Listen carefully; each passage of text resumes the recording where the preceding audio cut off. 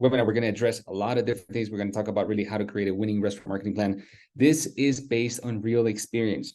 Okay, this is based on my years in the restaurant industry, right? As an owner operator, and I was also head of marketing for a large restaurant group.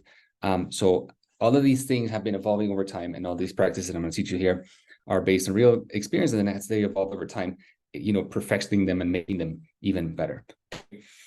So first, I need your attention, please. Just turn off your cell phones, turn off your social channels if you're serious about getting better results in 2024 in the next 45 to 60 minutes, right? We're going to try to keep it short. I know your time is valuable, but all the information that I'm going to provide here is very valuable for you, and hopefully you can use it, to implement this for your restaurant and get better results, okay? So this is just the qualifier. This is not to brag, but who am I and why should you listen to me?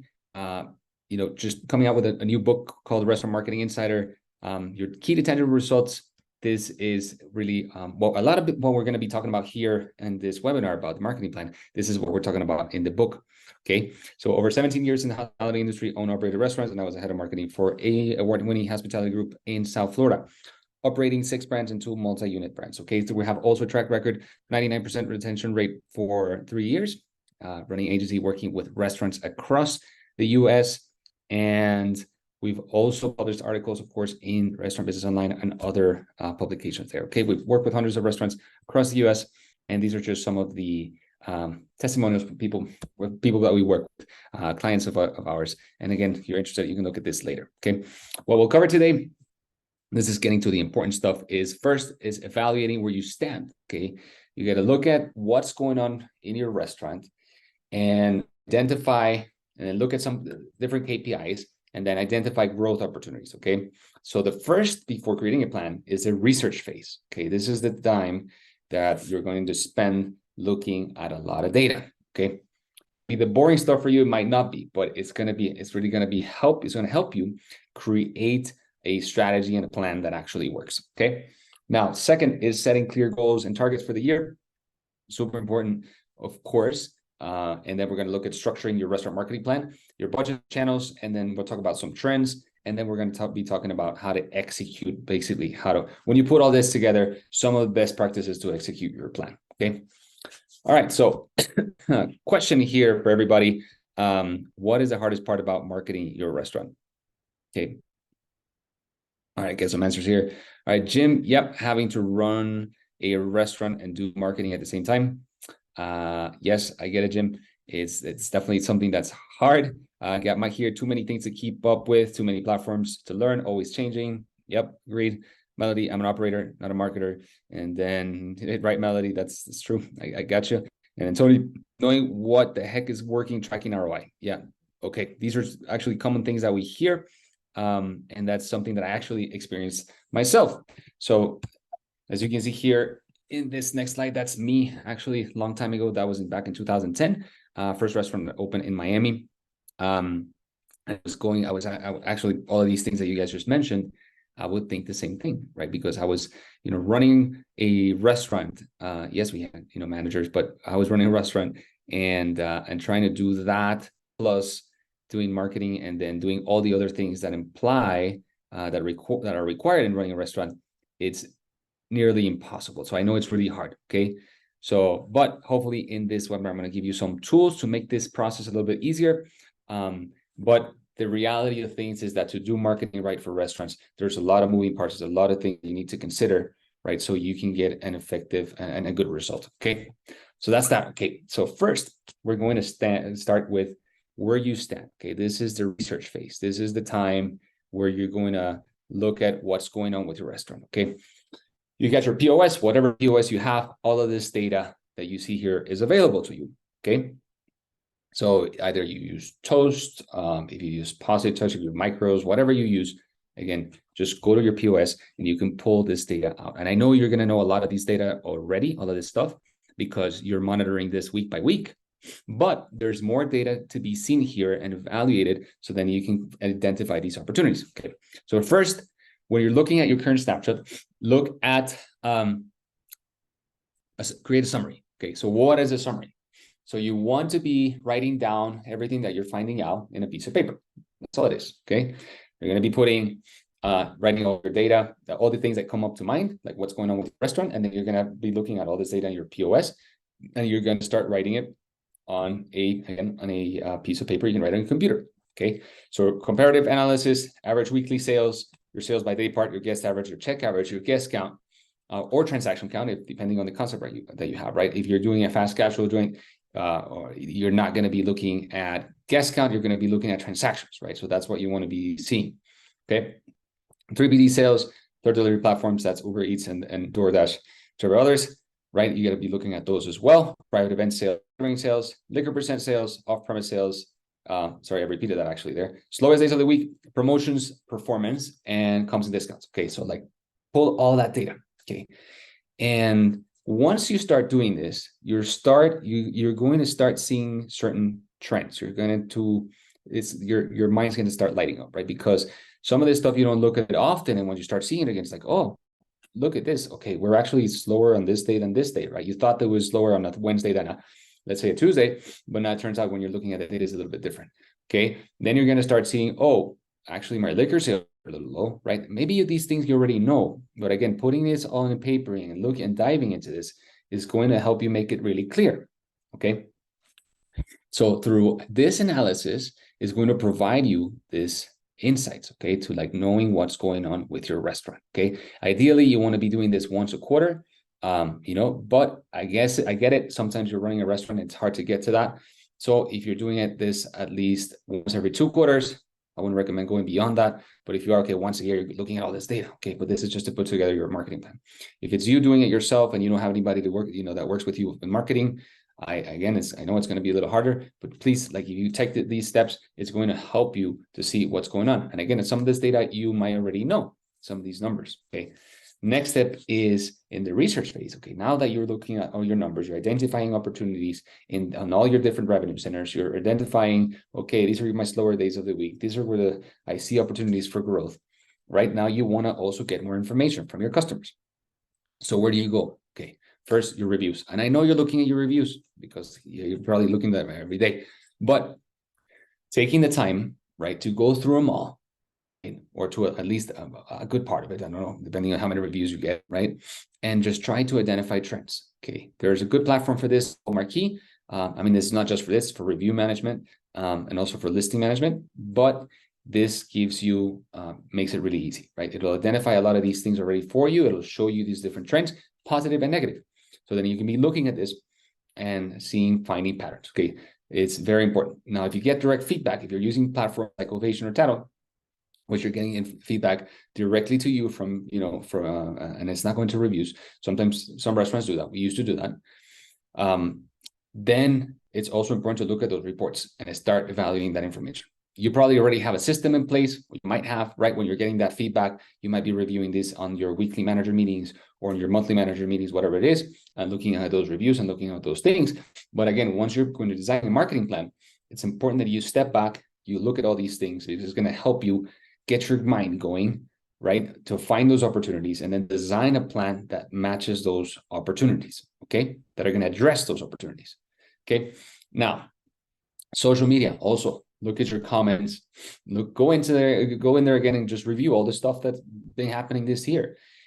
Look for patterns again. Okay, next step is feedback from your team. Okay, these guys are in the front line.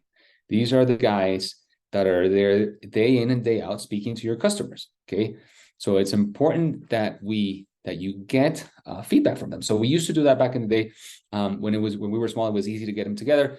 As we grew and we had more concepts, more restaurants, it was a little bit more difficult. But we still did it every quarter. We got everybody from each restaurant together, and we were there, and we would have a list of questions. Okay, and would ask them.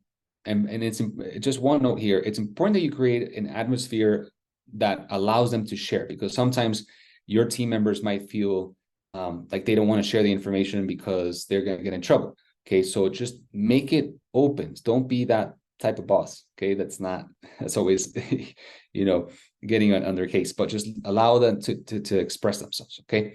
So that feedback is going to be super valuable because, again, they're going to tell you what's going on. They're going to give you a lot of opinions. Some might not be the best, or that they might not be valid, but still listen, be open. the more open you are to feedback, the better chances you're going to have of identifying these opportunities and fixing them, right? Or finding solutions for them, okay? And especially when marketing, again, addressing them so you can grow, okay? Now, guest surveys, another great tool, okay, is getting feedback from your customers. So if you have a database, and I hope that you do, this is one of the most important parts, things in restaurant marketing, you need to create a survey. Very simple. Write down all the information that you want to find out from your customers. Okay, so things like, do you live and work in the area, right? You get information on their age, get on their information on some of their things that they do. Where do they go eat if they don't go to your restaurant? Ask them, if they know about your promotions. If not, ask them also what type of promotions they like to see. You can ask them a lot of things that you might be questioning, right? Write them down, and then you start organizing them. Then what you do is you go to an email, and I hope that you have one. If not, just get something like MailChimp. It's free up to 2,000 contacts. Well, hopefully you have more contacts. You'll have to pay for it, but it's fine. It's totally worth it. And create a survey. There's a survey feature there. Okay. So now once you have that, now come up with an incentive, because not everybody's going to spend, 20 minutes or 10 minutes of their time. Well, it's probably going to be less than 10 minutes filling out a survey. That's long for you if you don't give them some type of incentive. But it's a win-win here, because you're going to get an incentive. They're going to give you information that is very valuable to you. And the next thing is that they're actually going to go visit your restaurant to redeem that incentive. Okay, we've done this. We do this actually with all our restaurant clients when we start the planning phase, because we want to get that information to really learn about their customers, right? It's one thing to make assumptions. It's another thing to really understand the truth, right, of what's going on. Again, it might be a small sample, so it's not going to be the absolute truth, but it's going to give you a lot of better idea of what's going on and the things that you need to address. Okay. Lastly, focus. Okay, this is a great tool to use as well. So as you may know, focus group is just getting a group of people together, right? And people that haven't been to a restaurant. It's a good mix, right? People that have been to a restaurant, that haven't been to a restaurant, or maybe I've been to a restaurant a couple of times. Okay, so you get these groups. We would do it by small groups, right? And get them into your restaurant. Have a list of questions that you need to ask them, and then once you have them there, you feed them, you entertain them, and everything, all that stuff, and then you get them to fill all this information, and you ask them directly, and then they'll talk about your product, they'll talk about your experience, all of these things that you're providing. Okay, so they'll give you all that feedback, and we started doing that.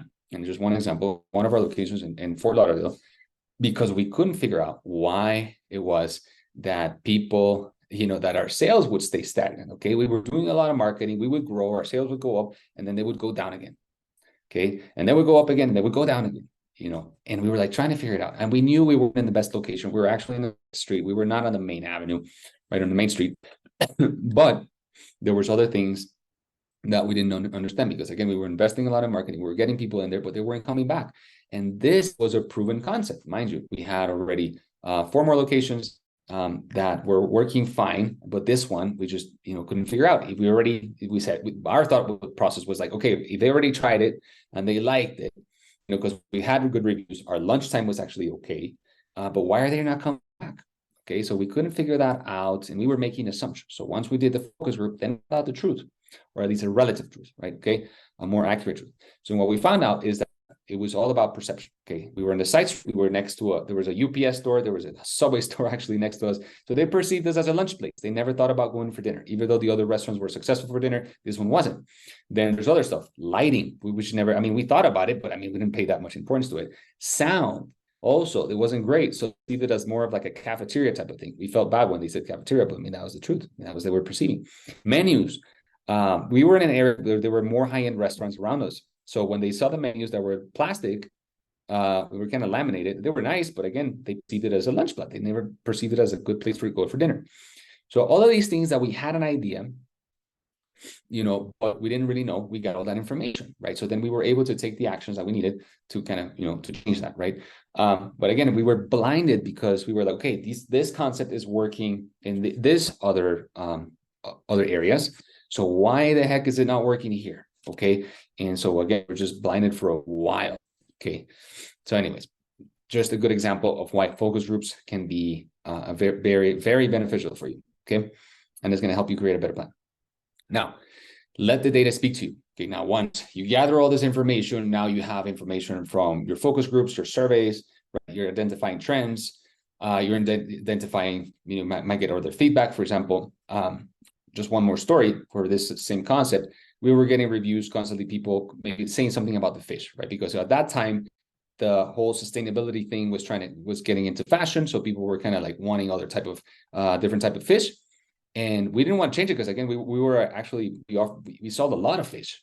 So, but then, so it was a hard decision. But once we were getting that data consistently, we were like, okay, this is we have to make the call, right? So we were getting feedback at the restaurants, and then we were getting feedback in the review and all that stuff. So then we made the decision, we actually changed the fish. And yes, it worked for the better. People received it better. We communicated everywhere that we could that we were using this other type of fish, and it was well received. Okay, so that's the story that's there. Okay, that's the data. Okay, now a couple more examples here is another concept is an Argentinian steakhouse that also we still operate.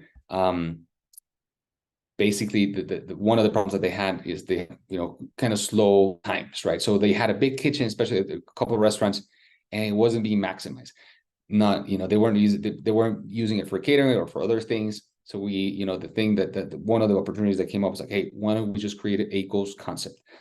So basically using the same kitchens, using the same ingredients, things that made sense for that concept, that we could create easily, a simple menu. We put on third delivery platforms, and we started pushing that out, right?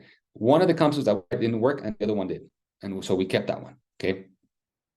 And so there's a lot of learnings about that. We're not going to talk about that specifically, but again, the data speaks to you and tells you where you can find opportunities for growth. Okay, there's another example. This restaurant in New York City, they're in a business district. They had really slow weekend sales, but what we would see is that they had a beautiful private dining room, and people really liked that restaurant for booking and for private events.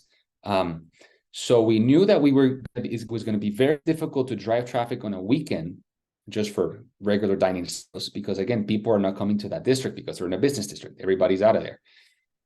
But we knew that events is a different story because that's planned. So you had the whole restaurant basically, for events. So we identified that opportunity and then created specific marketing campaigns to push events for the weekends. Okay. And then of course we pushed that out, and then we got more sales there. That's how we built those sales. Okay. So that's how some examples again of identifying opportunities when the data.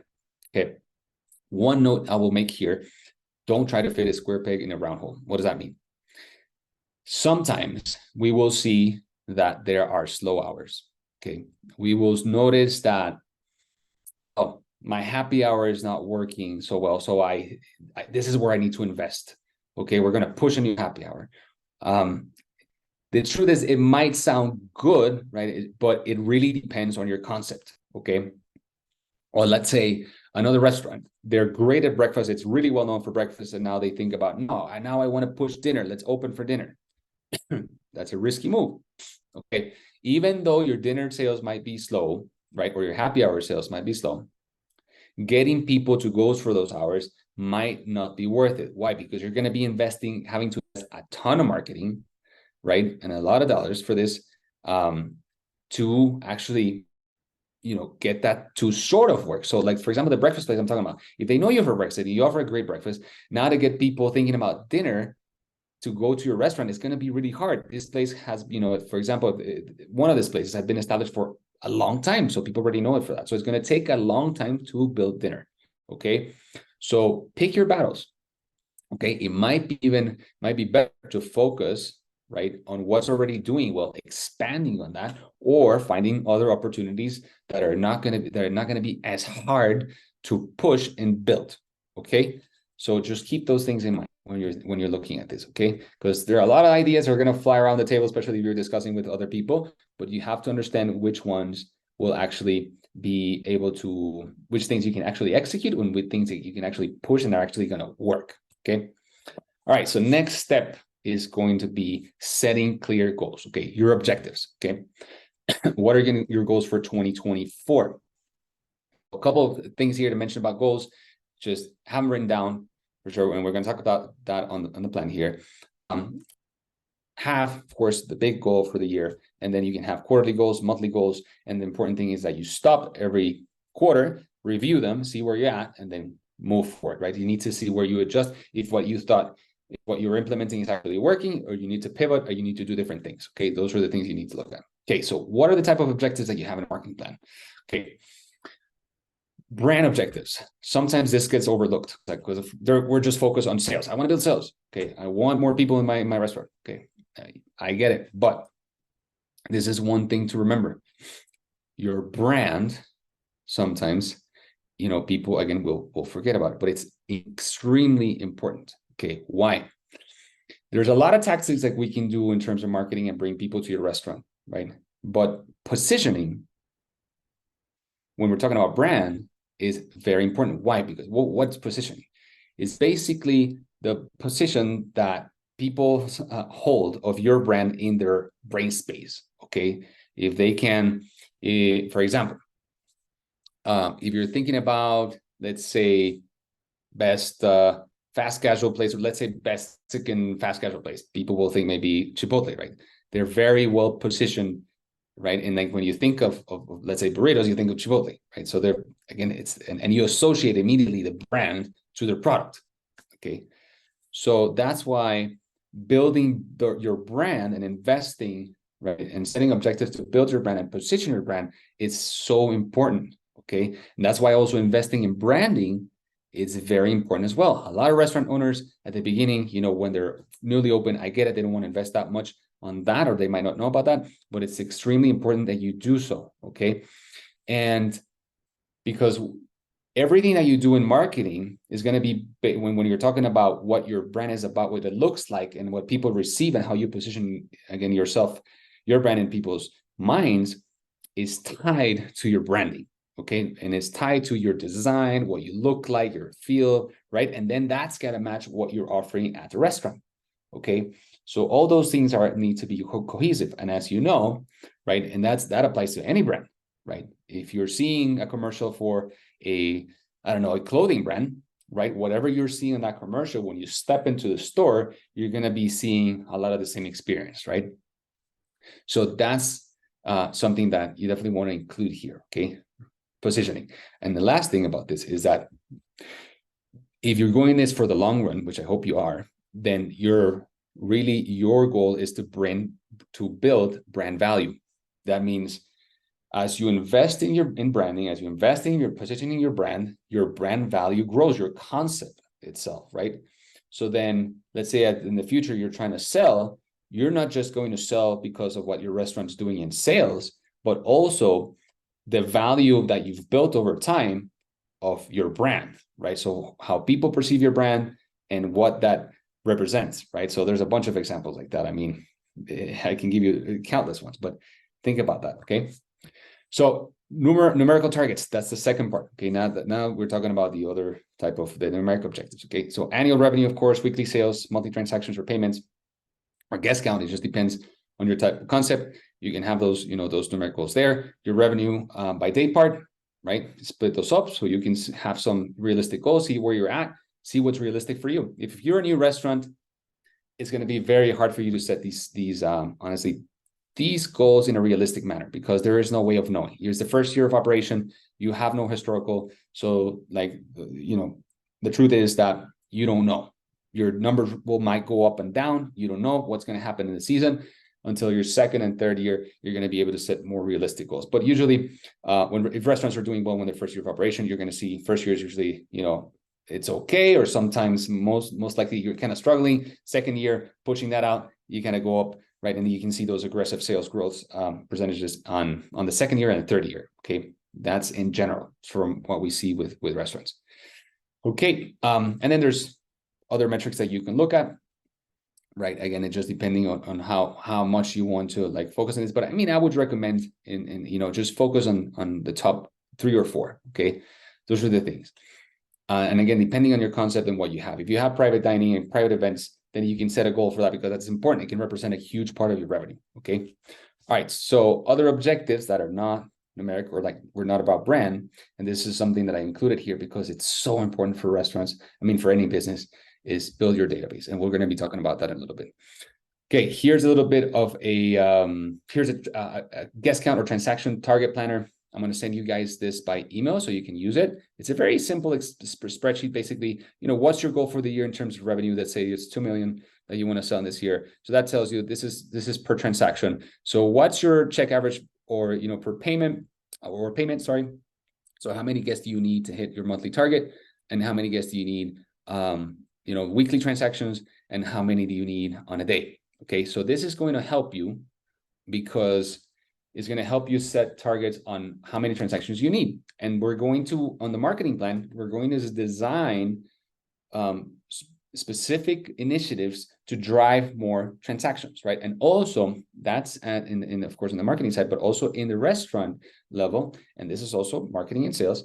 Your team can push more transactions. If you have that goal in mind, if you know how many you need and you're tracking this, then you can train your team and you can be, basically, helping them is like pushing them to like, hey, just one more transaction per guest, and you can see, and you'll start seeing those results there. Okay. Next up is your marketing budget. Okay. This is something that is a little bit complicated for some restaurant owners because their question is like, how much do I spend on marketing? Because their perception of marketing is an expense. It's not an investment and the reason is that because they don't have the right systems in place, the right tracking systems. So whatever they're pushing out, right? Let's say they're just running ads directly from Instagram or whatever. They see likes and stuff, but they don't really know what's going on, if there's a return. So they're weary about spending more in marketing. Okay. So usually something happens is that, again, this is why it happens. Restaurant owners might be a little stingy because they don't want to spend because they don't know if it's going to come back and they don't know how to measure it. Okay, that's really one of the main issues with restaurants.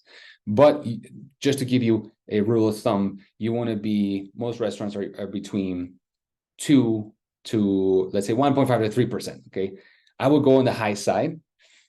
I know I'm a restaurant marketer, but honestly, if you do the things the right way, you should be investing actually more, from 3 to 6. It just depends. Okay, depends on your concept and different things, but anywhere between 1.5 or 2% to 3% is okay. Okay, of your overall sales. Okay, so that's just a benchmark. So here is a budget planner. I will also share this with you guys so you can use it. You can have different formats. This is just a simple one that we've used before.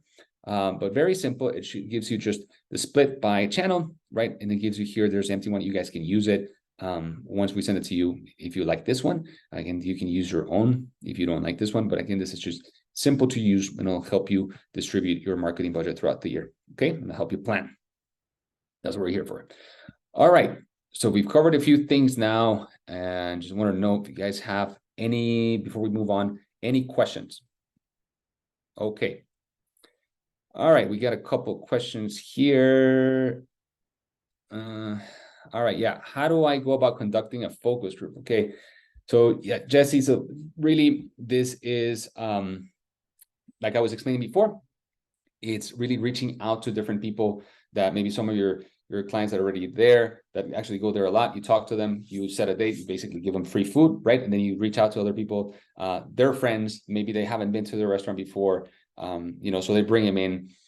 And again, if you have a database that's easier, you can again still reach out, or you can talk to your team. They might know other people. They might know other people that go to your restaurant, and then you can, basically have them invite other people to that focus group, right? But we're trying to get a good mix of people, okay? From people that haven't been to your restaurant, to people that frequent your restaurant, to people that have visited your restaurant maybe once or twice, okay? So that's what we're trying to do, okay? Then just organize a date that works for your restaurant when you guys are not busy, when it's not going to be very difficult to pay, to just focus on that group, right?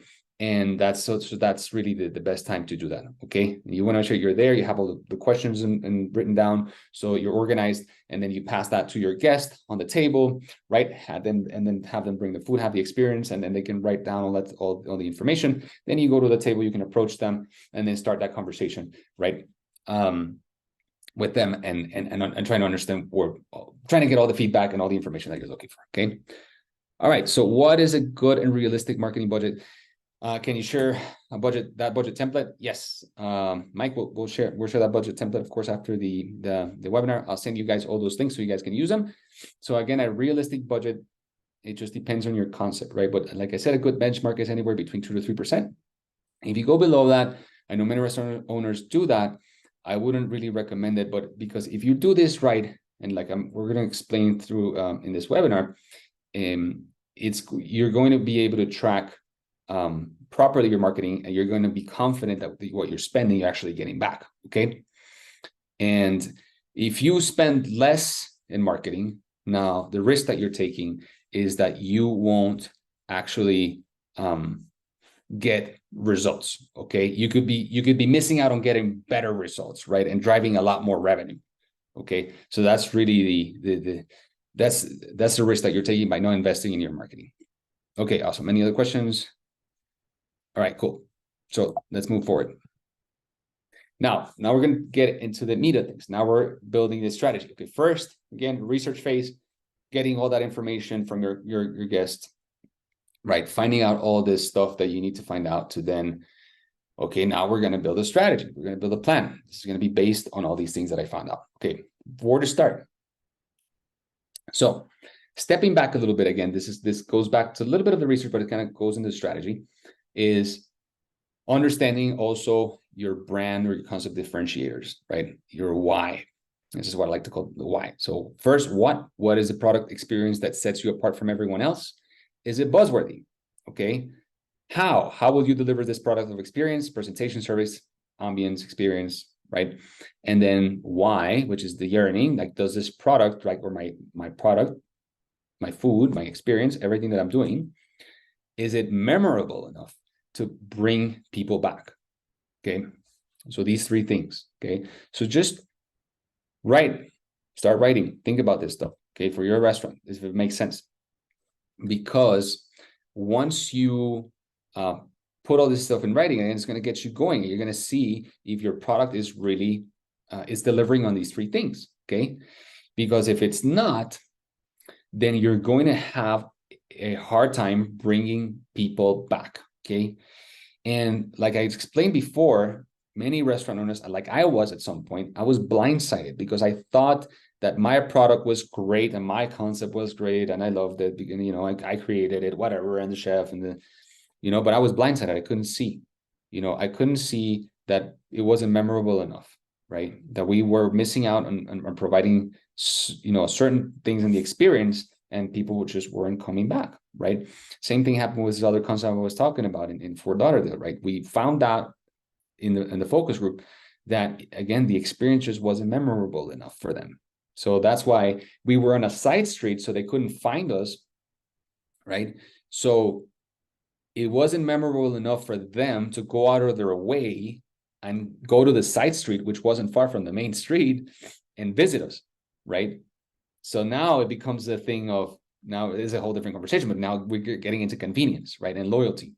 And the number one number one thing that actually builds loyalty is convenience. Okay. It doesn't, and that's, we're not going to get into that, but that's what it is. Okay.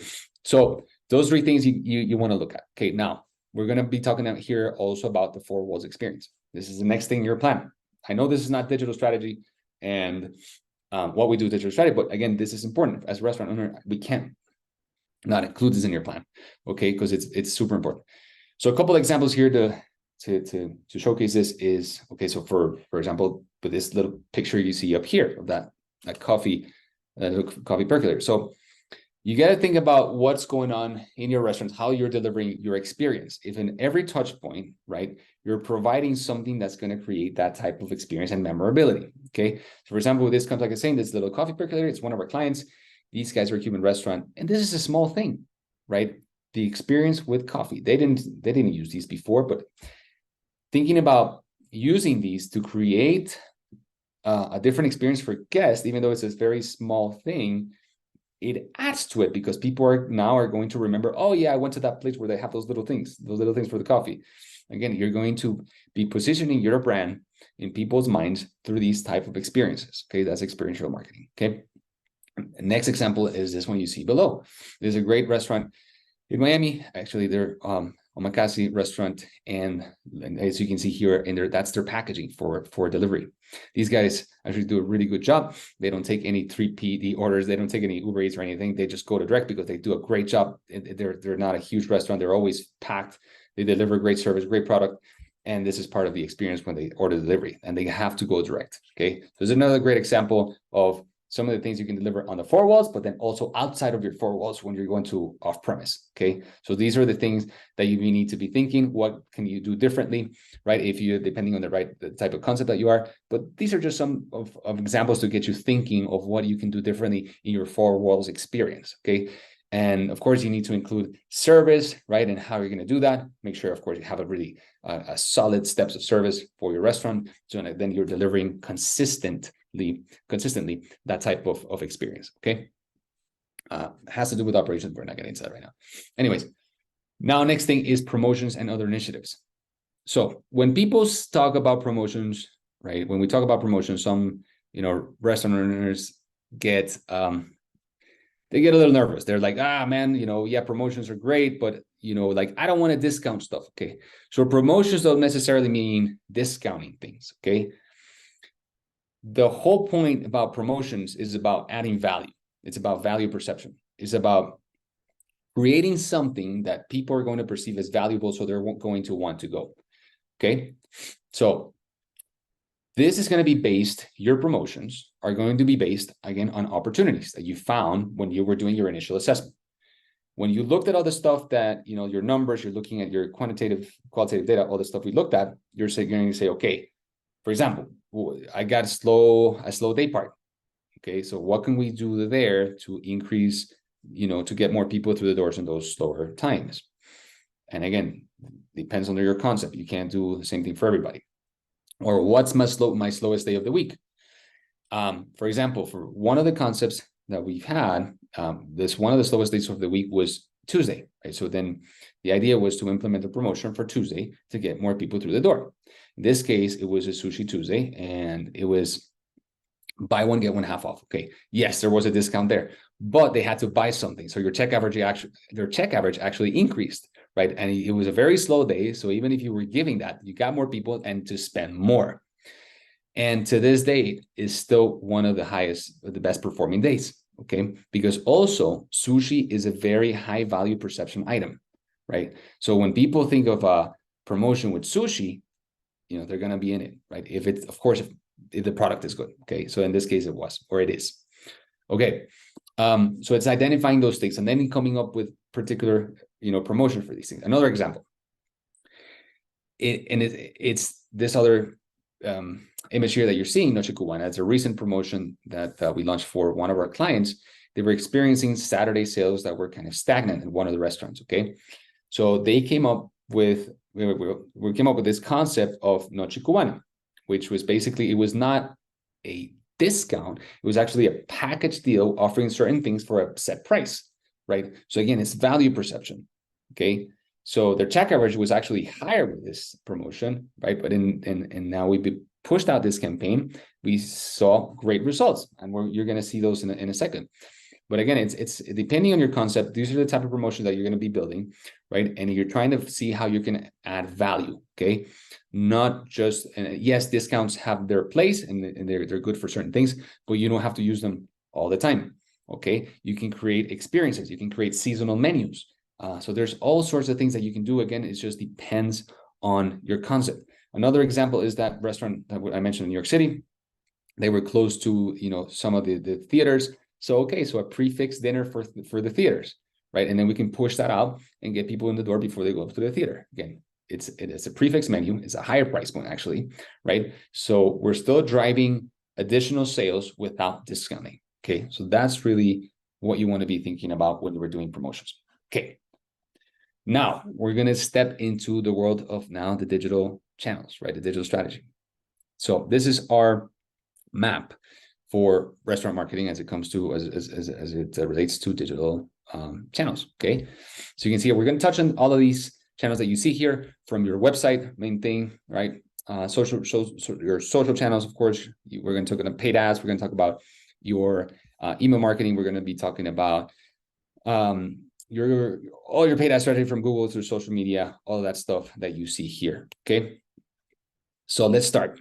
So first thing, pardon me, is your website. So people, I wouldn't say people, some owners sometimes think the website is not as relevant anymore. Oh, with social media and Instagram, why do I need a website? So they don't really invest in a website, or they might invest just a very little time and effort in a website, and it can be poorly done. And unfortunately, the truth is that there's still a lot of value in websites, and I'm going to show you that. I'm going to show you some examples of this. Okay. So you need to have a good website. It needs to communicate all your information clearly. It needs to have, of course, an attractive design, beautiful photography. This is your presentation card, right? So like when people are when they find you and they go to your website, it's got to look beautiful. It's got to communicate what you're about. That's why also I said branding is so important, because this is what they're going to see. So invest in it, okay? And also this, again, needs to match whatever you're delivering at the restaurant. And you know what you're delivering, so make sure that this matches, okay? Invest as much love as you're putting in your restaurant design into your website, because it all ties in together, okay? So provide complete information for customers to find what they need to find. Also have clear call to action, so people can actually see and find take the action that you want them to take, right? If it's either placing an online order, making a reservation, booking a private event, whatever it is, okay? And have tracking systems in place, okay? This is one of the most important things. Connect all your different tools. If you're doing private events, a CRM event management tool like Triple Seed to keep all the data in one place and manage your events is a lot easier. Google Analytics, Google Tag Manager, reservation tracking links. If you're using Open Tables, 7Rooms, or another reservation systems, most of them allow you to create tracking links, so you know whatever reservations are coming through your website, you will be able to see. Okay, and I'm going to show you an example in a second, because then you know how many people are actually coming through your website. Okay, track phone calls. Also, there's systems like CallRail or Twilio where you can actually have you can track calls, right? So then you know how many calls are coming through your website. Direct online orders that are coming through your website as well. Okay. This is just a quick example of a website that we just recently built for one of our clients. Hopefully this loads quick. It's taking a little long. Man, okay. All right, there we go. So, well, yeah, we use it for promoting their Christmas dinner now. Okay, so as you can see here, very simple and clean reservations, right? And then you get your private events, big ticket item here, your menu, because people are always wanting to view your menu there. The entire always data collection, right, for your newsletter. And then stuff that people are interested in. Reservations, daily specials, because they want to look at your promotions. Again, private events, high ticket items in front and center, okay? Again, this is just a quick example, and then finding your location and all that stuff, okay? So it's not that complicated, but just spend the time. But as you see, we did do a rebranding for this concept, and that's why it looks really nice. So just invest in it. It's totally worth it, okay? So now, this is what I was talking about, why a website is so important. So people are like, people just don't go to websites anymore. That's not true. This website that I just showed you, this is the traffic in 1 month, okay? They got over 6,600 users, right, coming to their website, okay? And that's the traffic that they're getting. And as you can see, we're tracking, because we had the tracking links that I was talking about on the website, so that we'll be able to identify all the reservations that are coming through the website. When you pull out a report in Open Table, you can actually see that information there. So as you can see, 66% of reservations from the total of the online reservations, this is just online reservations, right, came from the website, and 34% came from Open Table, okay? So this is another reason why having a website is essential. Okay. Next thing I want to talk about here, and we need to address, and this is so important, is data collection, okay? Many people, many restaurants fail to do this properly, and they're missing out on a huge opportunity. If you have a lot of data and good data, it's going to make your marketing way more effective and way cheaper, okay? And I'm going to show you an example in a second. Okay, so some of the things that you want to have in place here for your data collection is in-store hosted training, right? When the people are coming through the door. I know it might be annoying, but ask them for their phone number or ask them for their email. because again, this is going to be extremely valuable for you. So hostess can be uncomfortable. That's fine. But she can ask for that. Okay. Might not happen every single time, but if you can, that would be great. Okay. If you have a rewards program in place, if not, you can implement one, again, depending on your concept. For some concepts, it doesn't make sense so much to be, on that side, but there's other ways to do it.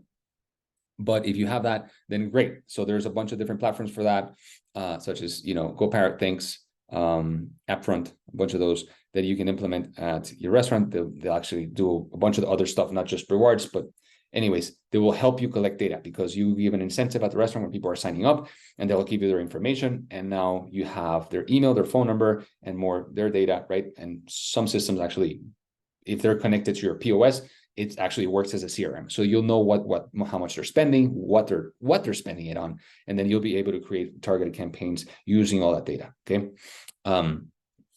So I'm not going to get into those programs, but that's something that to consider. Okay. Wi-Fi, if it makes sense, again, for some restaurants, it doesn't make sense depending where you are and what people are going to a restaurant, but many people do that. You have your Wi-Fi system. So people go to your restaurant, they want to use their computer. They need to enter their information before they use your Wi-Fi. Okay. There's some good systems out there that will actually prevent you from getting like the spam emails. So they have to be verified. That's even better. So then again, the data that you get is good. Okay, website, newsletter sign up as you saw there on that website that I just showed you. Reservation system, again, open table, whatever you have. When people are making reservations, now you have their data. Okay, there's gonna be an opt-in, but now you have the data. Okay, direct online orders, quarterly giveaways. All these things are going to help you to build your database faster. Excuse me, guys, I have a little bit of a cold. All right, so organic social giveaways.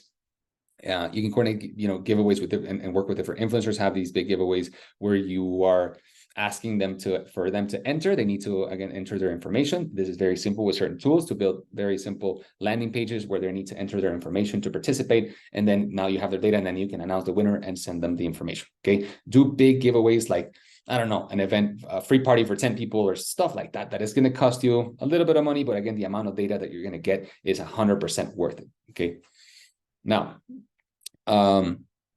paid ads, there's another way of doing that. You can run lead ads, and I'm going to show you an example of that. What that looks like basically is running a special, right, an incentive where people see in their phones, right? Basically, you depending on your restaurant, again, you got to look at what makes sense to offer. And then people, they click, they need to enter their information to redeem. They get a digital coupon. Then they come to your restaurant to redeem it. Okay. But now, again, you got them to try your restaurant, and then you also have their data. Okay. So super valuable. Special events. This is a great way of building database fast. If you have the space for it, like building like I don't know, let's say you're doing a cooking class or something really fun that you come up with, that you make it an event, and you can make it free, right? And you can actually give them a free drink with every RSVP, right? So like using a tool like Eventbrite, you can create that event, you can run that campaign with paid ads and get people to RSVP for a free cocktail, whatever. You just use well stuff that's going to be cheap for you, but everybody's entering their information because they want the free thing and they want to go to a cool event. Okay. So with that, you can gather quite a bit of data very effectively and in a low cost. And then you're going to be able to market to those people again and again. Okay. And of course, you're going to bring to your restaurant. All right. So, last thing, campaigns.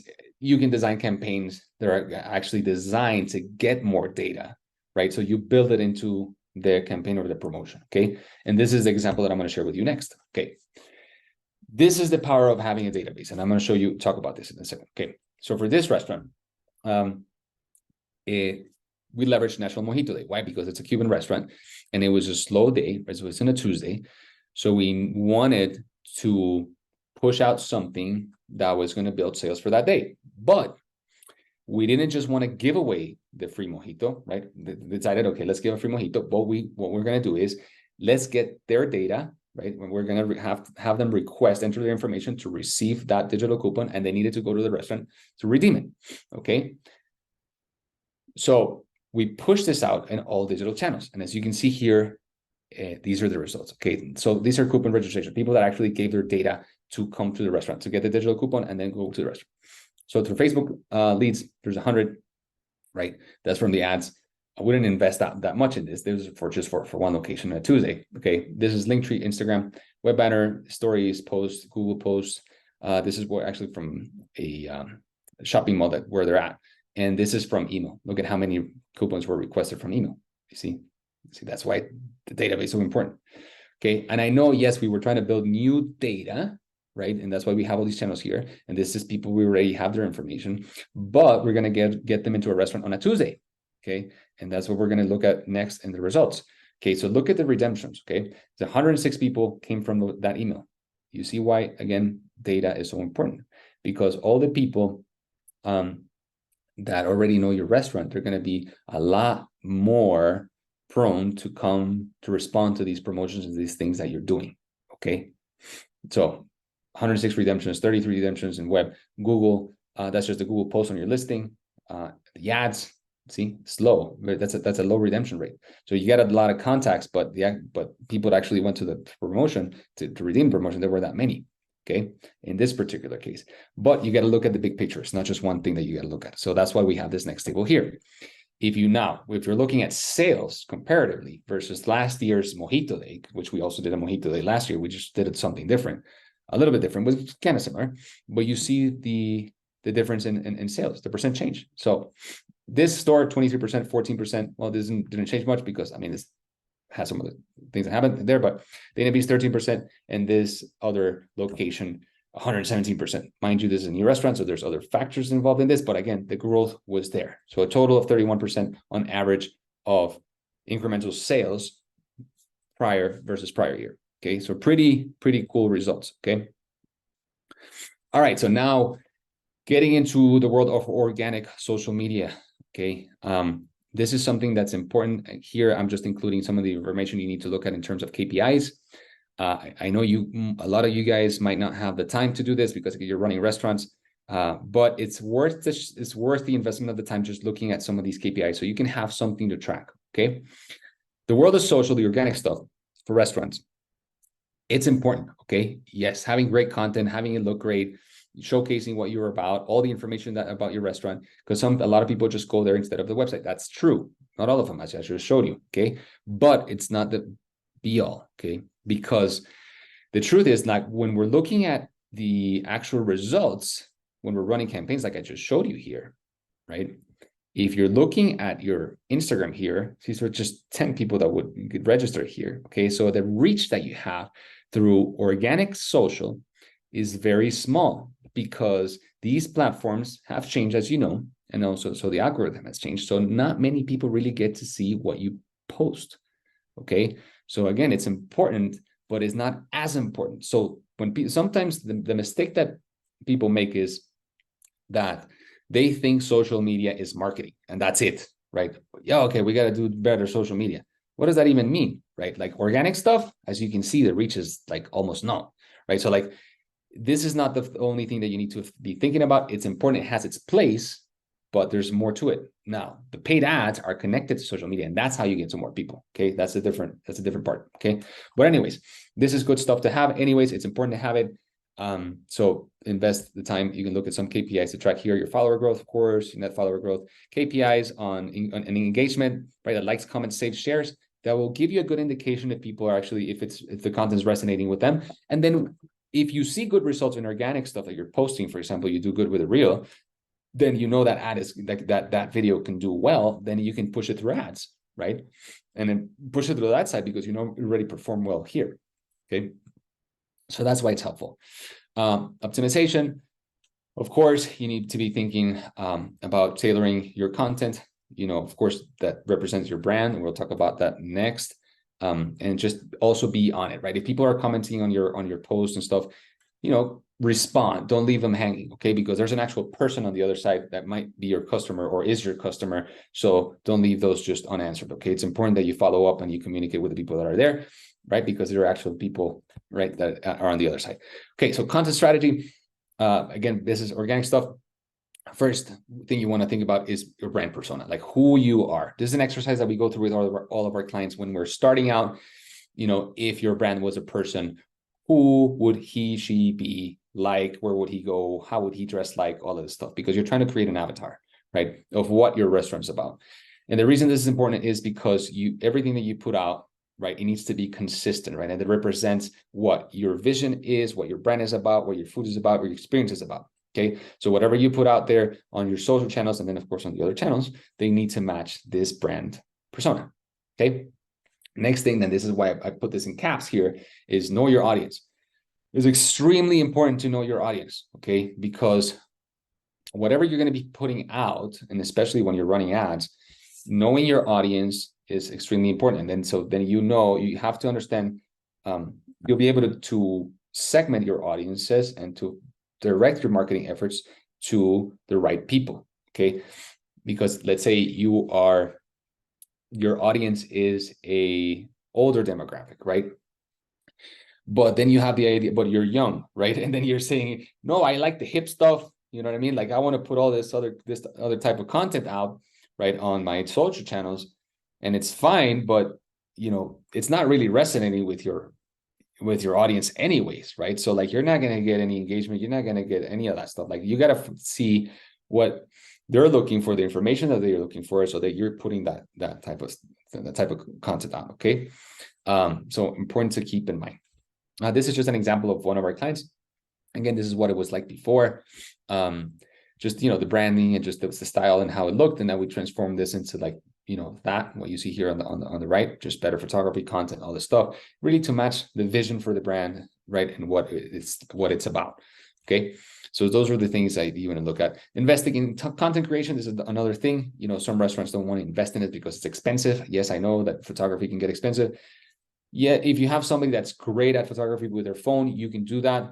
But please, like, the cousin of a cousin going to your restaurant and like taking pictures with their phone, and then you got like, crappy content, don't do that. Again, invest in your image, invest in your brand, because again, you're building brand value. Think about that. Okay.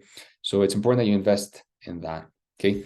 Planning, aligned with your marketing calendar. When you're pushing out content on social, it's not just about pushing anything out, right? It needs to be aligned with your marketing calendar. So whatever, once you finish putting the plan together, then you're going to put that in the calendar, and then that needs to match also what you have in here on your social channels, right? So let's say you're having a promotion that you're going to be running for Mother's Day, right? So like all that content's going out on ads, on email, and that also needs to be going out at the same time on your social channels, right? So that coordination and planning needs to happen, so it's easier for you. You can use tools like Sprout Social, Metricool, like there's different out there. There's other AI tools now that you can use, right, for that. For planning, so you can just schedule everything out. You don't need to be posting every day. You just plan that out in a month, and you plan it out and you leave it scheduled. That's it. Okay. Other AI tools to you, of course, tools to use, ChatGPT, right, for writing copy. It's going to make your life a lot easier. It's going to save you a bunch of time writing captions, right? And just the trick here is to create prompt templates that work. Okay. So I'm not going to get into how to do that, but just to keep in mind.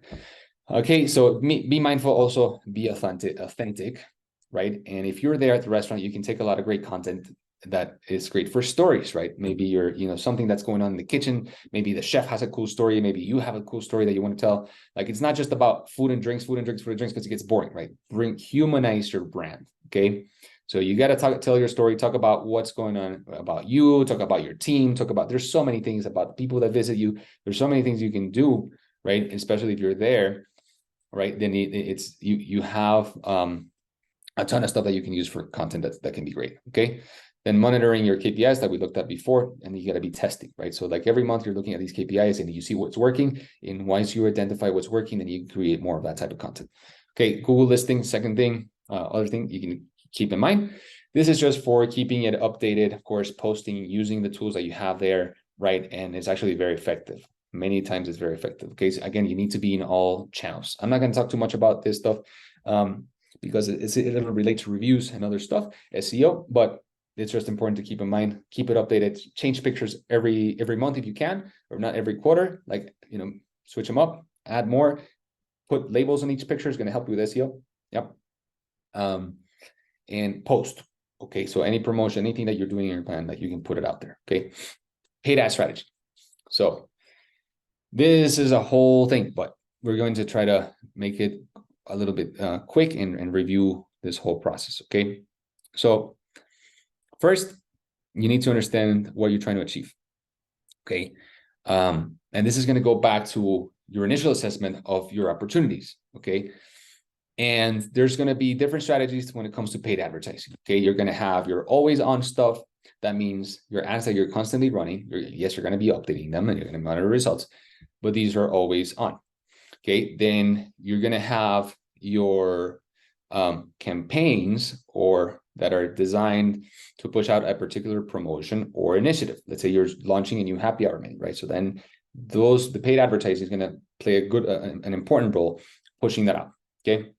So you need to consider these things. Okay. What are your objectives? So first is brand awareness, which everybody needs, right? So then you're going to create ads that are going to help you create brand awareness.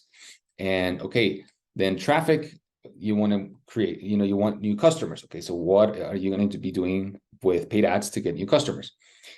Sell events, right? If you're doing private parties or private events, then you're going to have an ad strategy for that because that's going to get you in front of more people. Okay, this is going to be tied with all the different channels. Okay, it's not just this thing that we would be using, it's this thing plus the other ones when we're doing this. Okay, but it's important to keep in mind. Okay. If you're trying to drive online orders, again, this is the other way that you can do this, not only through, social, but then also through the third delivery platforms. Inside those platforms, you can run ads through there too. Okay, so define your channels, social media and search engine. Usually, of course, we want to go with this first. We're not going to get into the other channels because it works for some restaurants, other restaurants don't, but let's stick with this. Okay, so social media, search engine, that means Google. There's other search engines, but let's stick to Google. Okay. Clearly identify your audience. I'm saying this again because when you're running ads, this is extremely important. If you are boosting posts from Instagram, you're making a huge mistake because that thing is going everywhere, right? Even if you've sort of defined your audience there from a certain age or range or whatever, or maybe an interest, like it's a crapshoot. So you're going to be running ads and you're not going to see any results, right? And there's no tracking in place. So don't just boost ads like that because it's not going to help you. Okay. You need to have a proper setup in a Facebook ads manager. If you don't have that set up, find somebody that can help you with that. Just look it up on YouTube how to do that. So set that up and again, go through a whole training on this because I'm not going to walk you through the training of how to set all these ads up because that will be a whole webinar in itself. But again, if you don't have that, make sure you have it. If you have somebody in marketing, they should be doing that for you. If you're working with an agency, they will definitely be doing this for you. Okay. But now the most important things is to set, to be aligned with your marketing calendar, right? And to clearly identify your audience. And then the next thing is setting up your tracking mechanisms. This is super important because this is where restaurants get frustrated. It's like, how do I know that this thing is working? Because again, they're boosting ads or they're just running ads to the website. They're running ads directly to the website. So once they get to the website, you don't know what the heck happened, right? They can go anywhere.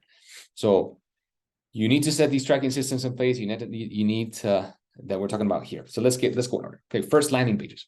Okay, you can either create landing pages with your own website, right? If you already have a website, let's say it's WordPress, then you build landing pages through there. You don't have to do it yourself. Get a developer to do this or a designer, right? They're going to build landing pages and they need to be optimized for conversion. That means if you're trying to drive reservations, they need to have a reservation button, right? And that reservation button needs to have a tracking link that comes from your reservation system. So then you'll know that whoever made a reservation from that ad, from that landing page, and that landing page came from your efforts. And then you can actually see that the result, that reservation came through there, okay? Have a phone number there, tracking calls, right? So call tracking. So if they go to your landing page, they can either make a reservation there or they can call. So you can track those two things. And then you'll know if your advertising efforts are being successful. Okay, are successful. If you don't want to do it through your website, you can use other services or there are tools like Unbounce. Basically, it allows you to create landing pages, very simple to use. So you don't need a developer for that. And you can create the landing pages yourself. And you don't need to go through a website and do the coding or whatever it is that happens there.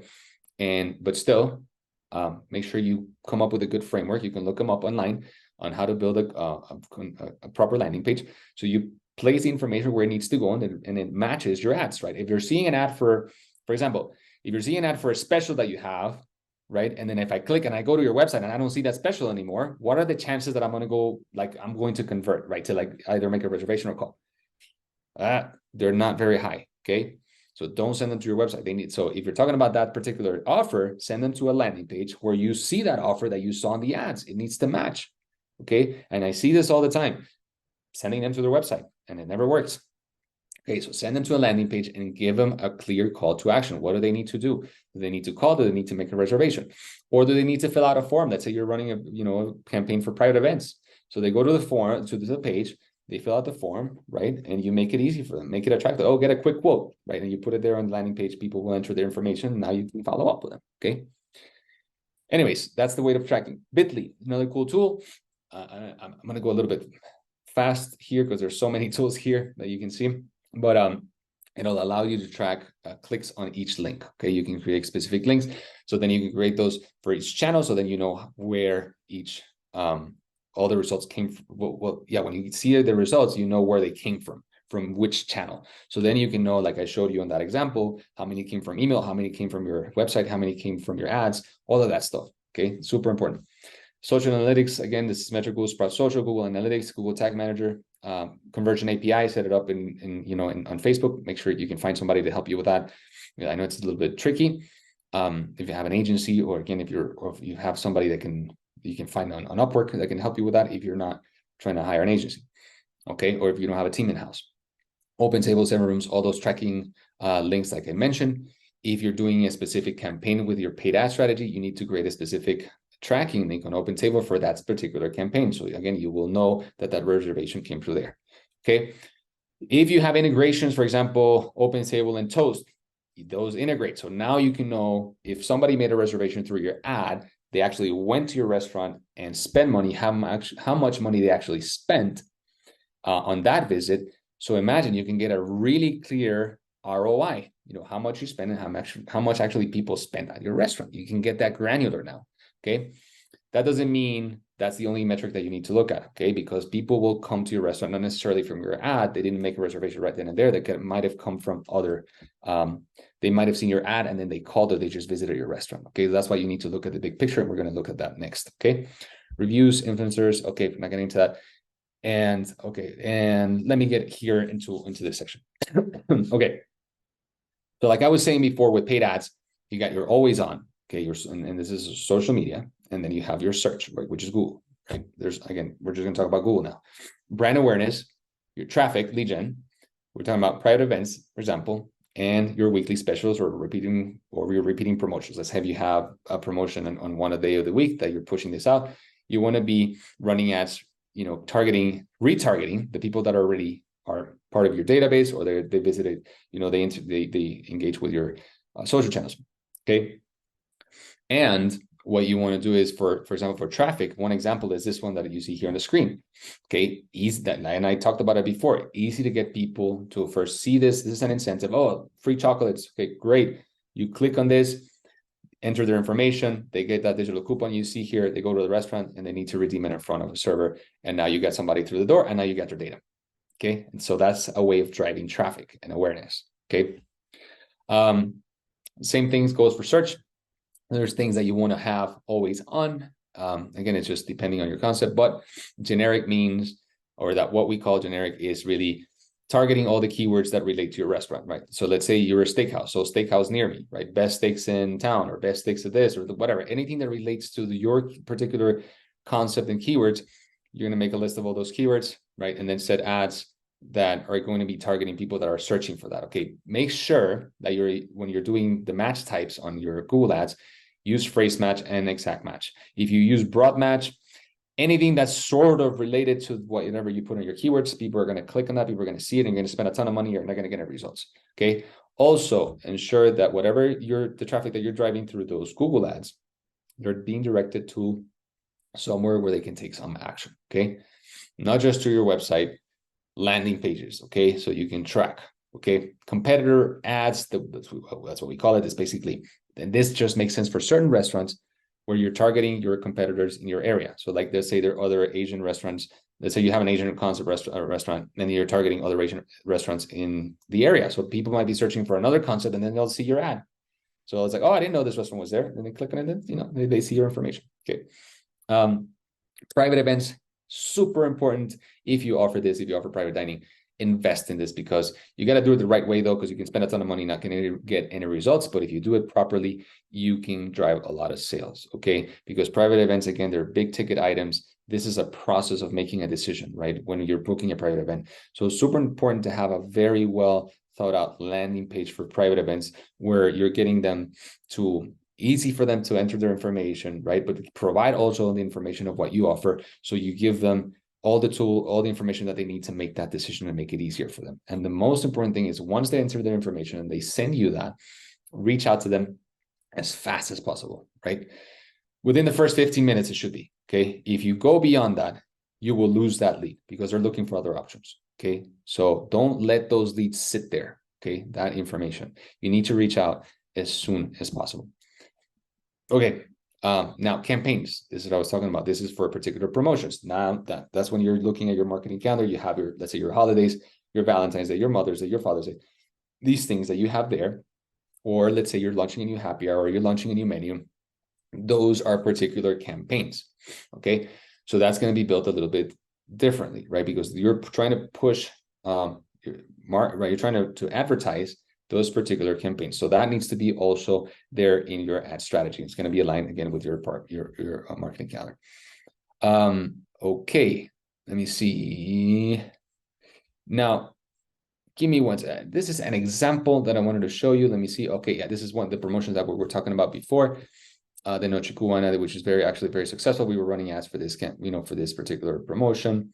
And this is an example of a campaign.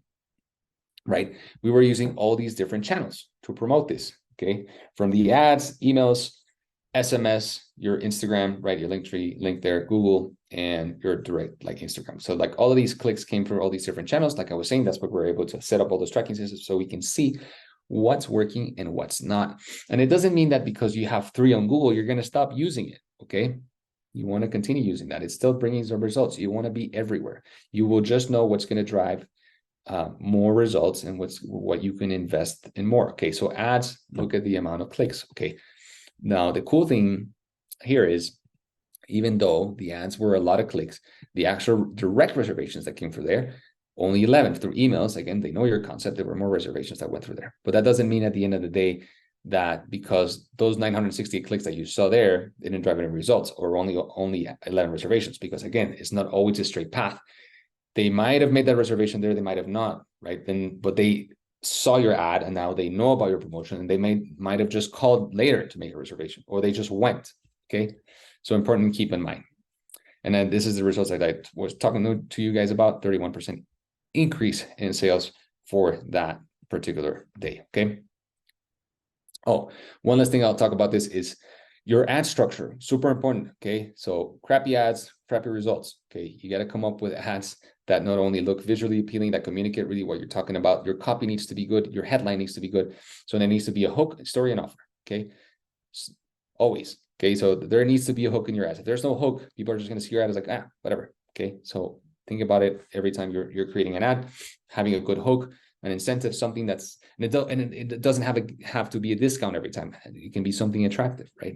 Get a quick quote, things like that, right? Then tell a story, right? Something that tells a story, right? And then your offer, okay? Email strategy, okay? This is, again, goes back to what we were talking about in terms of data collection. Make sure you got all those systems in place. You can collect a lot of data because, again, as you can see, and I showed you the examples, data can make your marketing a lot more effective, a lot cheaper, and people respond once you have their data to what you're sending them, okay? So optimization, constantly grow your list, like I was saying, segmentation, update design templates. Spend time on this, invest in design, okay? Don't just put like your logo and like a crappy design there and send it to people, like, and again, it's like, this is, you invest in the design of your restaurant, but this is, you're sending out information for, about your restaurant to people, and you're not investing in design, right? So that doesn't make sense. So please keep this in mind, invest in it. It's totally worth it. Keep it limited though. Like, you don't make like a huge block of design. Sometimes it's fine, but try to keep also some like normal, like just regular text in them. So some design, some text, because usually some of the platforms like Google will flag you as a promotion and it will throw you to a different inbox. Okay. So we're not going to get into all that right now because that's a whole different deal, but just something to keep in mind. Okay. Your CTAs always have them, okay? If you're trying to get people to make a reservation, or if you're trying to get them to call, make sure the information, all that call to action is there, right? Unless it's just like an informative thing, right? But I usually try to always keep a call to action that's very visible. A tracking, again, if you're driving reservations, tracking links that need to be there specifically for email, so then you know how many reservations came through your email efforts. Automation, super important. As you guys saw there on that website that I showed you, there's a newsletter sign up, so you can create an automation. Every time somebody signs up, hey, thank you for signing up, you send information on your concept, what you guys have to offer, special promotions, things like that, whatever it is that you have there, that you can set up on an automated way. So you do it once and that's it. And you can update it every quarter or every month, depending on what you're doing. But these things you can set up easily on MailChimp or a platform similar to that, okay? Lead gen campaigns also, like I showed you, the ones with the digital coupons where people are redeeming a coupon, right? A special price or something. Basically, they enter their information. You can automate that process as well for them to get an email. Additionally, you got their data now you send them an email. Basically, you're nurturing them, right? It's like, hey, this is our restaurant. This is what we're offering. Always think about what's in it for them, okay? So whatever you put out on those emails, you got to be thinking about that, okay? Think about who you're talking about. And then a birthday offer, if you're collecting their birthday, which I hope that you do, please do. When you're running these ads, get their birthday, because then you can run birthday offers, okay? You can send them automated messages for their birthday. Hey, get a free dessert, get this, whatever. And, that's another way of getting them to your restaurant. And once you set that up, again, it's automated, so it's going to be easier.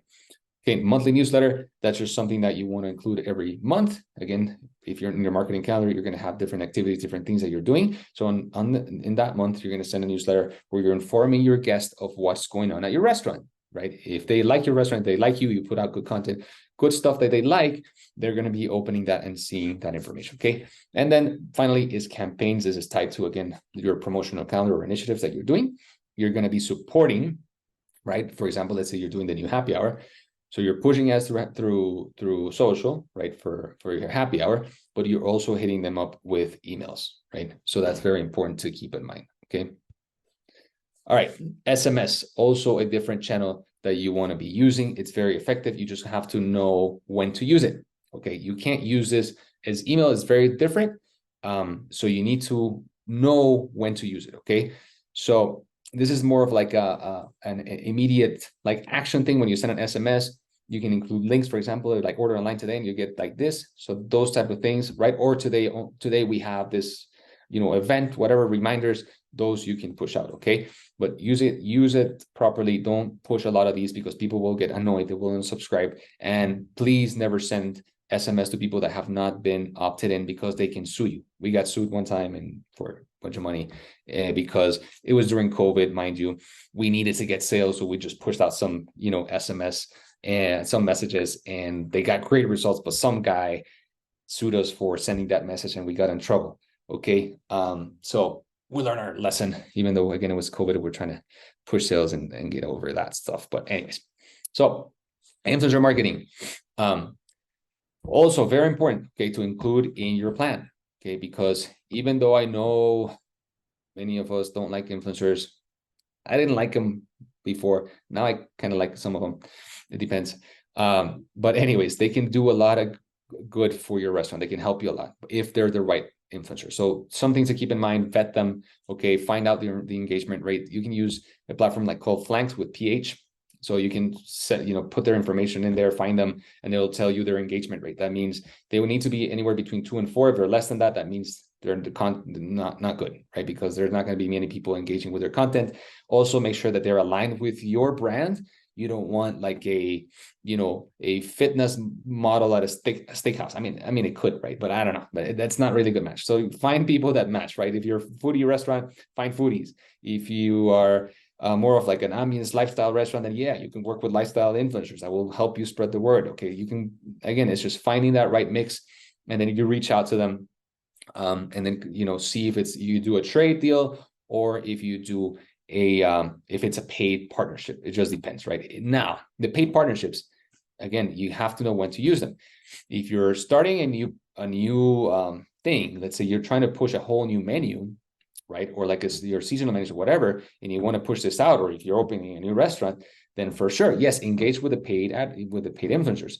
I mean, yes, if they match your criteria, right? If they have the right following, the right people, the right engagement rate, all that stuff.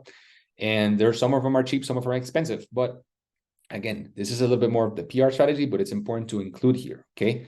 And you definitely want to work with them. Now, the tracking is different ways you can go about it, okay? Sometimes you won't be able to track, sometimes you can. So you can give them the special like codes that they can use so they can share with their users, right, with their followers. So then when they come to the restaurant, they provide some type of code and you give them a couple, like a drink or something like that, okay? So there's some ways that you can track. If you're doing an event, it's a lot easier. And if you're using a platform like Eventbrite, because then you can create custom codes. So whoever makes a reservation to that event using that custom code, you will know that came from that influencer, okay? Different subject, but anyways, there's ways of tracking that, but include this in your marketing plan. It is important, okay? Especially, again, align it with big things that you're doing throughout the year and to leverage them, okay? To create that buzz, right? To create more awareness of what you're doing. Now, you can still have them throughout the year, every single month, just bring one or two of them, or two or three of them, right? To do a trade deal, right? And that's fine because they're still going to help you promote your restaurant. One last note on this, guys, if you're paying for influencers, ask them once they're done, ask them for their content. First, ask them to do a collaborative post on Instagram.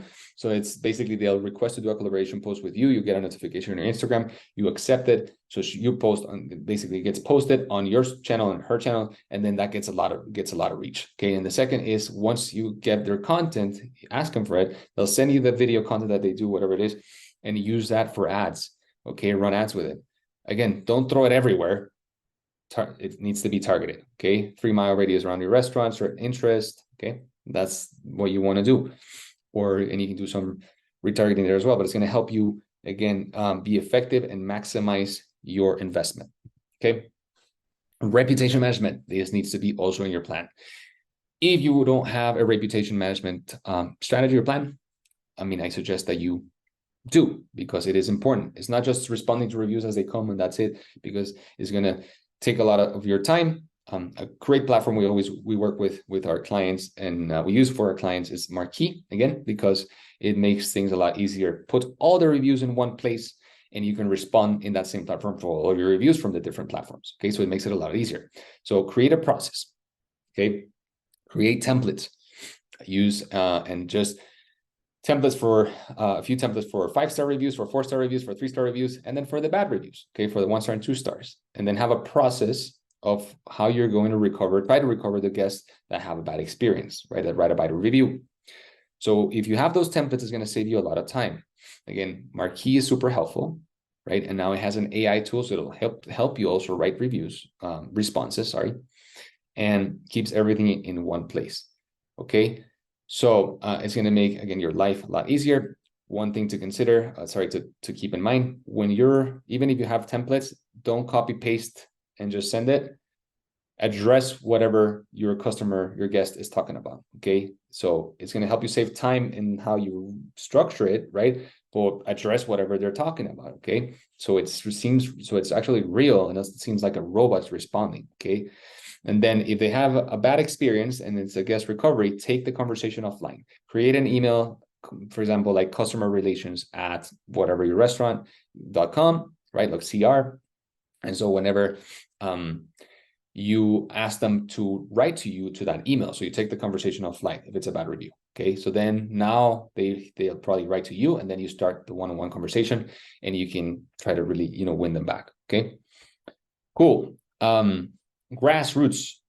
That's one of the last things here. You can't underestimate the power of grassroots marketing, especially if you're a new restaurant. These are the things that you need to do. This is the boots on the ground stuff. This is not something that we do. We do digital marketing, but again, as a restaurant owner, I know this is very important to have.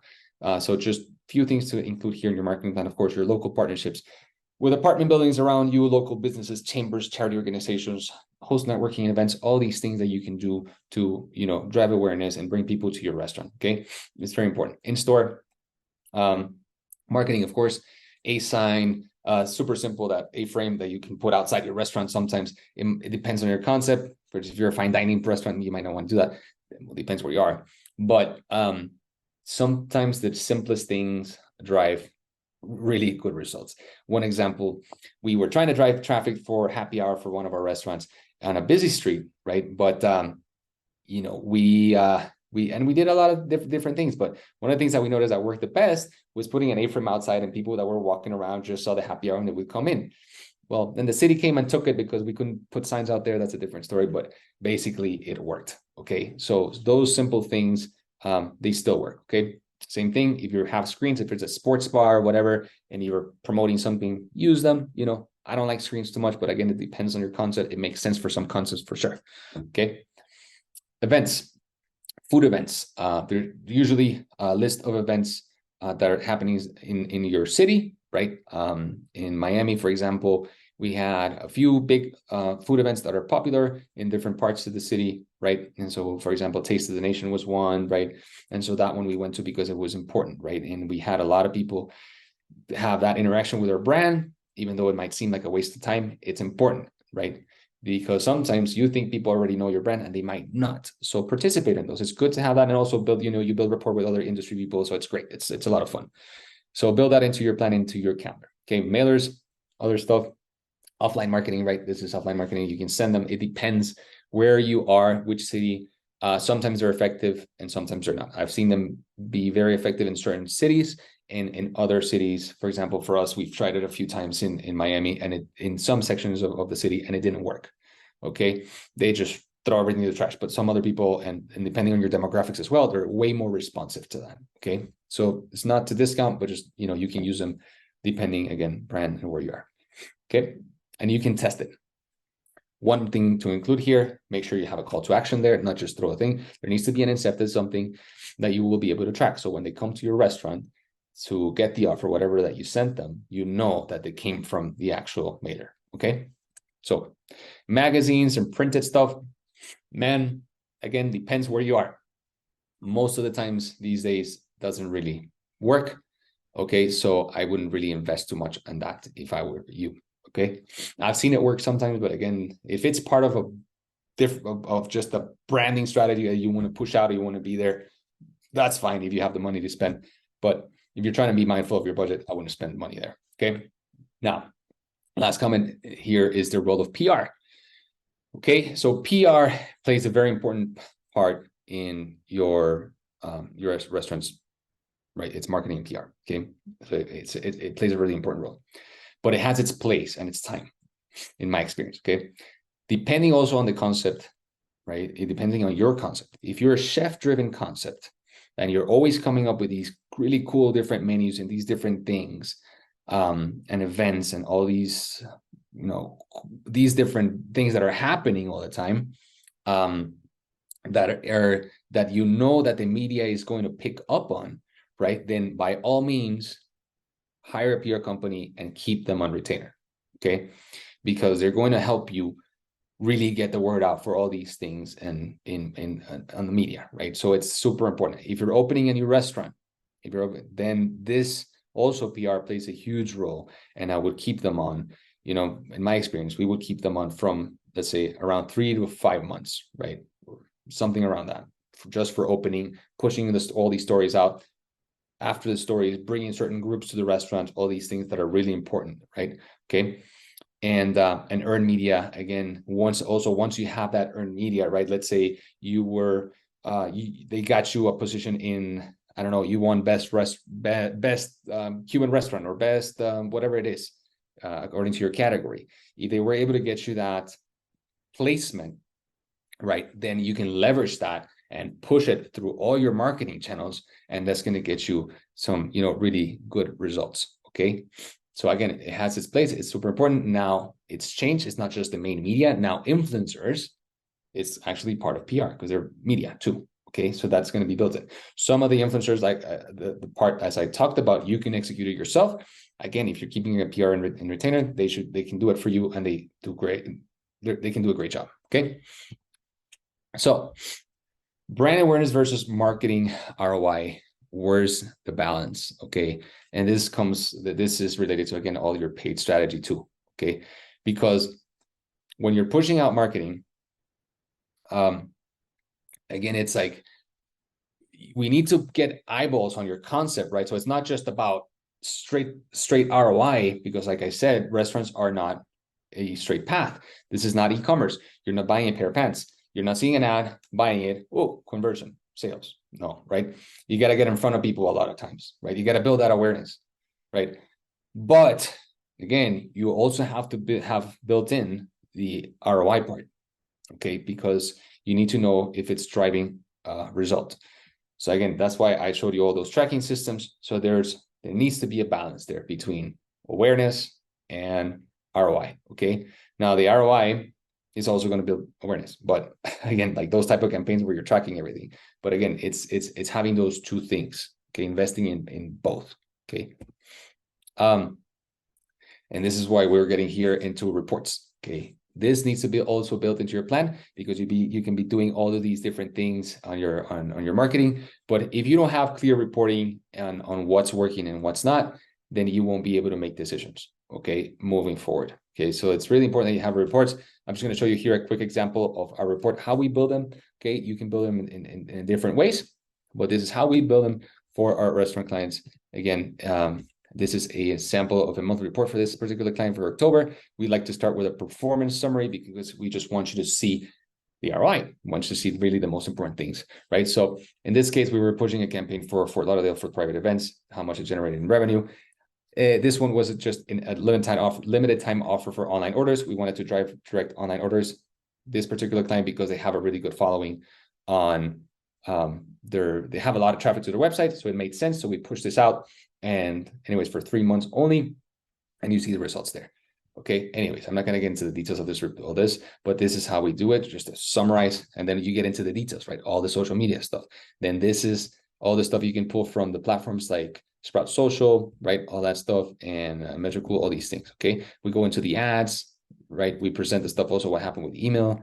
We're very detailed. You don't have to be as detailed, but I would suggest so. Also, again, dive into the data, get into the actual numbers, not just the results from the campaigns, clicks, likes, all that stuff, but get into what actually happened at your restaurant. Just go back to that. Okay. All right. Post-campaign analysis. It's just an analysis that you want to run for those particular campaigns. Like I said, like for Mother's Day or anything like that, you build a report just on the results for that, so you can really see, what happened there. Okay. KPIs to track by channel. Again, for social media, we already talked about some of this stuff: comments, shares, likes, email, right? Social media ads, Google ads, SMS. I'm not going to get too much into details, but just some of the things that you want to be tracking. Okay. Like I said, not always a straight path. So dive into your sales data. This is one of the things that this is the report that I showed you before from that particular promotion. You got a lot of redemptions, a lot of clicks, a lot of these things, but at the end, I want to see what happened at the restaurant, in terms of sales. So these are the reports you can run from your POS, depending which one you're using. Yep, and that's that. All right, that's a lot that we've covered right now. All right, any takeaways, any comments? Okay. Yeah, I see here it says, I don't want to be discounting for promos. What else can I do? Oh yeah, okay. Like I said, Jesse, you don't have to be discounting. It's about value. So, coming up with things that are actually going to be valuable in people's mind. Okay, you can actually provide a package thing that is going to give you that you can do. Like I mentioned that example of the Cuban night there, that they were delivering different things together for like $40. So it's actually higher than their check average. So it has value in the people's mind, and that's why they go. Okay, so that's what you want to do with promotions. Tim, do I really need a brand book? I don't think it's necessary. Like I said, yes, it's necessary. Why I explain that? Because it needs to be cohesive. Okay, it needs to be matching your experience there. So yes, invest in it. Okay, so that's what I would say. Ron, do you guys do all the stuff you're talking about? Ron, yes, we do all of the stuff that we're talking about. The only thing that we don't do is PR, but then and grassroots, like that stuff. But then we do everything else that we talked about in terms of digital marketing. We do strategy, first of all, and then we build a marketing plan for our clients, and then we execute it. Well, we build a marketing plan, a calendar, and then we execute on all fronts. All right, cool. Any more? That's it. Okay. Now, lastly, we're just going to get into part of the executing your plan. Okay, and with this, we're going to go through a little bit fast because I know we're running out of time here.